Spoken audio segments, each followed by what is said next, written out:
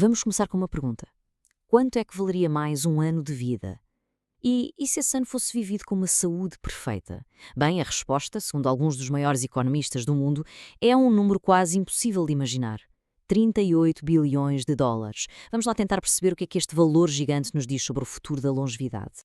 E isto leva-nos àquela que é talvez a grande questão do nosso tempo. É um facto, estamos a viver muito mais. A medicina moderna deu-nos anos de vida que os nossos avós, nunca sonharam sequer ter. Mas a pergunta é, o que ganhamos em quantidade, será que estamos a perder em qualidade? É exatamente este o paradoxo que define o grande desafio da longevidade hoje em dia. E atenção, isto não é uma coisa abstrata. É um fenómeno bem real e que está a acontecer mesmo aqui, em Portugal. Reparem nisto. Só na última década, o número de pessoas com 100 anos ou mais aumentou uns incríveis 80%. Já em 2023, tínhamos mais de 3 mil. Portanto, não há mesmo dúvida nenhuma. Estamos a viver muito, muito mais tempo. Pois, mas isto leva-nos direitinhos ao nosso primeiro ponto. A este fenómeno, os especialistas chamam o paradoxo da longevidade. E o que é este paradoxo, afinal? É simples. O que aconteceu foi que, ao esticarmos a linha da vida, acabamos por esticar também o período em que se vive com doença. Ou seja, ganhamos anos, sim, mas muitos desses anos extra são passados com fragilidade, com problemas de saúde. Os cientistas têm um nome para isto. Chamam-lhe a expansão da morbidade. Ok, então como é que se pode mudar isto? Bem, o primeiro passo, talvez o mais importante, é desmontar um mito que quase toda a gente aceita como uma verdade absoluta. É fundamental separar duas coisas que andamos sempre a misturar. Uma coisa é envelhecer, outra coisa é adoecer.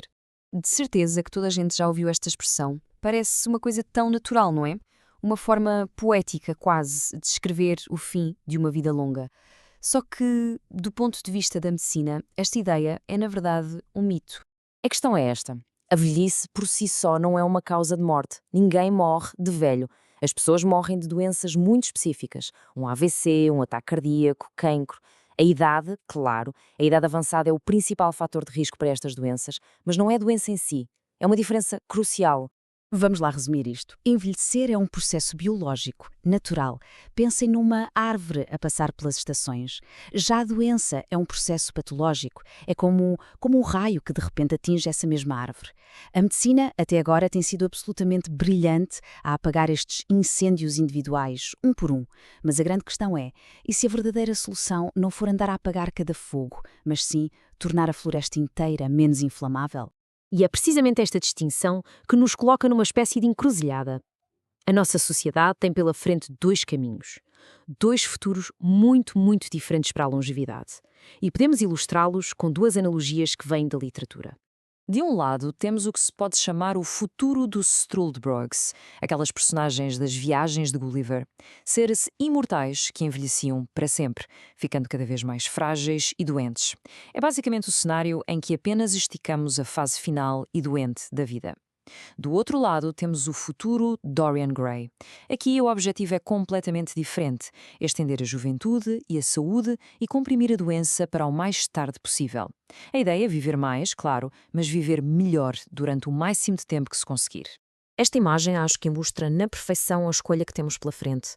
Queremos a curva de baixo, aquela mais larga, onde a doença se arrasta por décadas a fio, ou preferimos a curva de cima, mais alta, mais concentrada, que representa uma vida longa e cheia de saúde, com uma descida rápida só mesmo no final? A grande questão é esta: qual destas curvas é que queremos não só para cada um de nós, mas para a sociedade como um todo?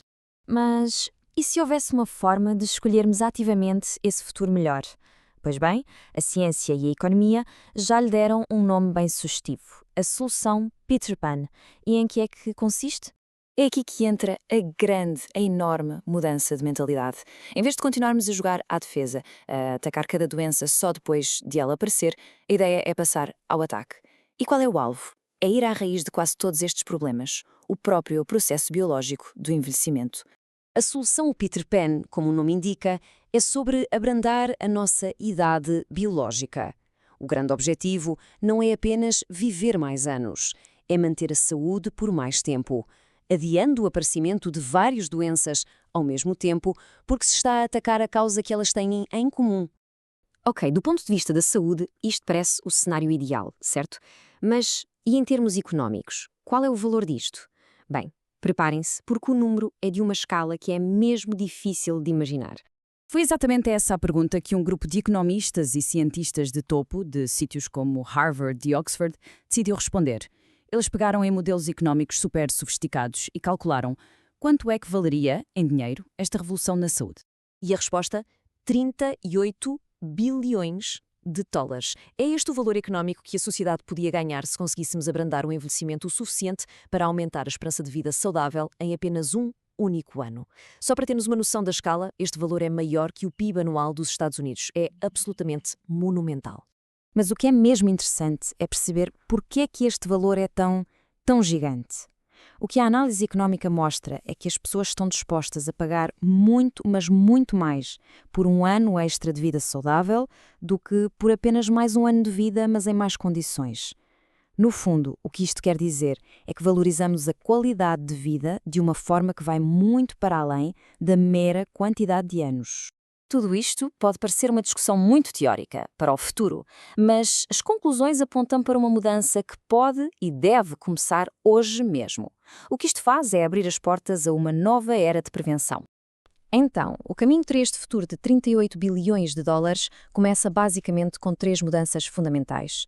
Primeiro, um foco massivo na prevenção, em vez de nos concentrarmos só no tratamento.